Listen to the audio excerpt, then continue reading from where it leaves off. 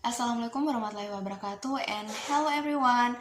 My name is Nova Heleri Friskila with students ID number A121234149. And in this video, I would like to explain the material that we have discussed in English Phonology course. So there are seven topics.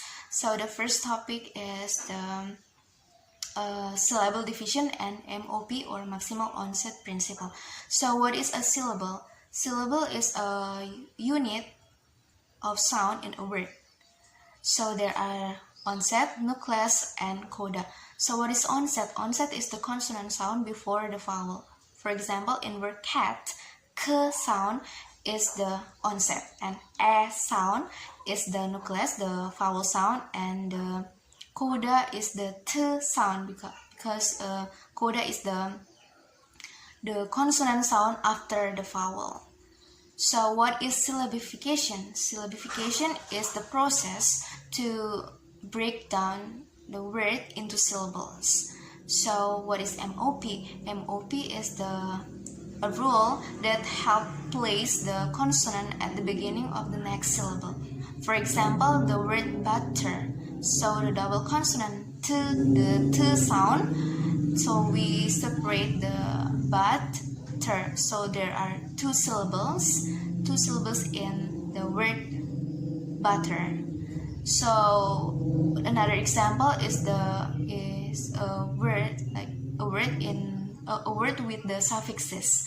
So for example, unhappiness. So the un is the prefix and happy is the root word, and we divide happy into two syllables. So happy, and the ness is the suffix. So there are four syllables in word unhappiness. So the syllabification is depending on the vowel sounds, not letters.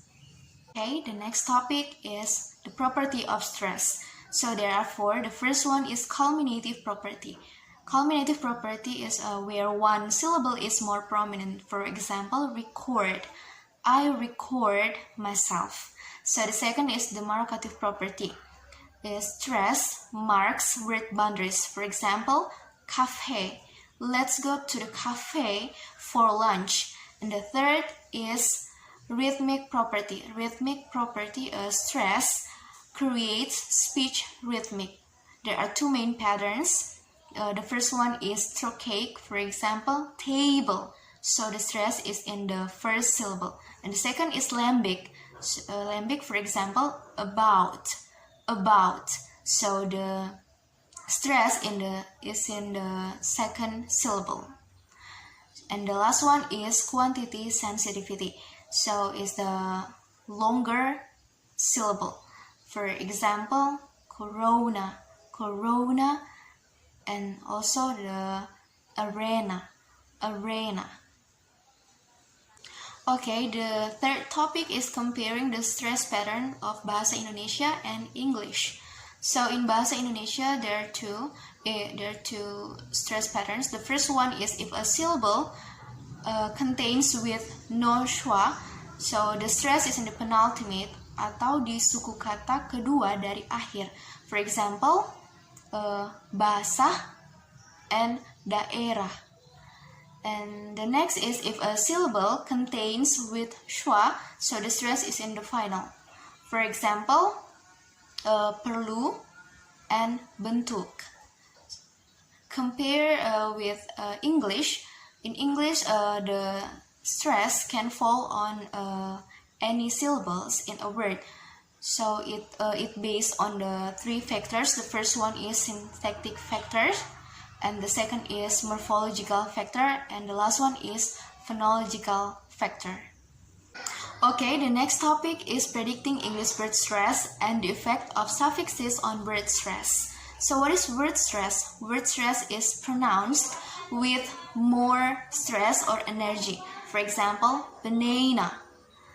So what is the importance of word stress? The first one is differentiate the meaning of words. For example, present, the verb, and present, the noun. And the next is to improve communication clarity. So the next is there are three types of word stress. The first one is tonic stress. Itu menekankan pada pengucapan. For example, she's waiting. And the second is the contrastive stress. Itu menekankan pada perbedaan. For example, do you want these or those shoes? And the last one is new information stress. Itu menekankan pada informasi baru. For example, I come from Vancouver, Canada, and I'm looking for my pen. So the suffixes such as ion, ich, et, and al influence the stress location. For example, arrival. So the stress is in the second syllable, while the natural suffixes such as ness and hood do not change the stress pattern of the root word.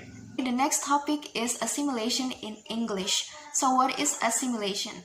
Assimilation refers to the change of sound in a word or sentence caused by the influence of the surrounding sound. So there are two assimilation process. The first one is progressive assimilation. A sound influences the following sound. For example, in word cats, so the s sound become the ts sound because of the voiceless t. And the next is the regressive assimilation. A sound is influenced by the sound that comes before it. For example, word input. So the n sound becomes sound. So sometimes we hear not input but input.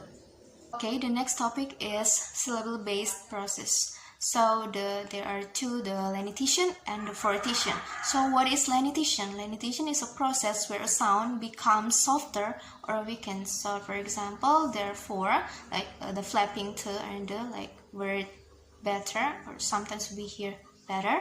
And also the glottalization, like in word football.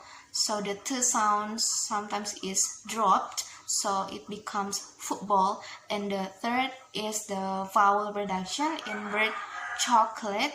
So the second O is dropped faster, so it becomes chocolate. And the last one is assimilation. So for example, in word good boy, so the sound in good blends to like become softer before the b sound, so it becomes good boy. And the next is the fortition. So what is fortition?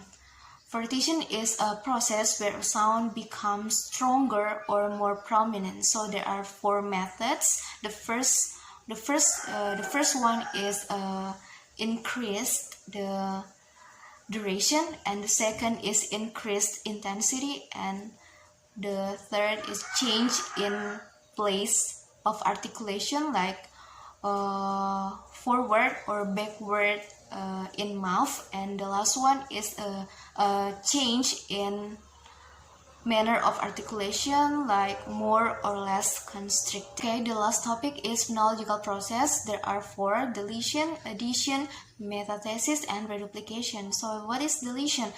Deletion is a process where sounds are removed from a word. So there are three processes. The first one is aparesis. Aparesis where a segment disappears in word initially, and the second is syncope where a segment disappears in word internally, and the last one is apocope where a segment disappears in word finally. So the next is addition. So what is addition? Addition is a process to add extra sound into a word. So there are three processes as well. So the first one is appenthesis. Appenthesis process to add extra sound into a word. For example, in a word hamster, sometimes we hear p sound in word hamster. And the second is prothesis. Prothesis is add sound into the initial position, and the last one is paragogue, is process to add like sound into the end or the final position.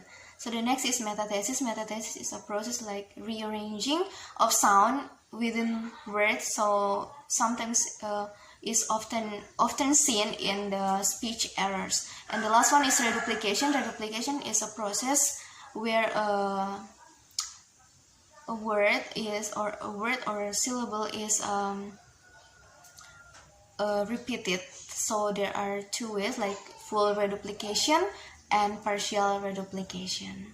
So I think that's all from me. Thank you so much for your attention. Thank you.